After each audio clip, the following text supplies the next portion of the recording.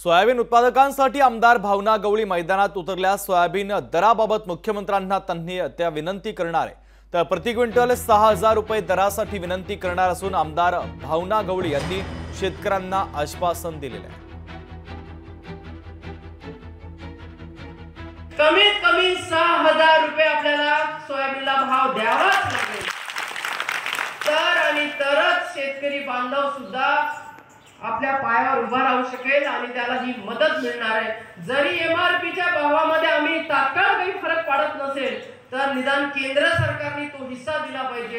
केंद्र सरकारने नाही दिला तर राज्य सरकारने हिस्सा टाकला पाहिजे, पण आम्हाला 6000 रुपये सोयाबीनला भाव साहेब आपण द्या, ही विनंती तुमच्या वतीने मी आदरणीय मुख्यमंत्री साहेबांना आणि आदरणीय फडणवीस साहेबांना सुद्धा करून आलेले आहे। त्याच्यामुळे सरकार सुद्धा पाटील साहेब आपला सगळ्या शेतकऱ्यांचा विचार करतील हा विश्वास मला आहे।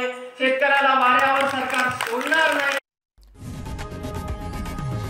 लोकशाही मराठी ऐका, पहा, जागरूक रहा।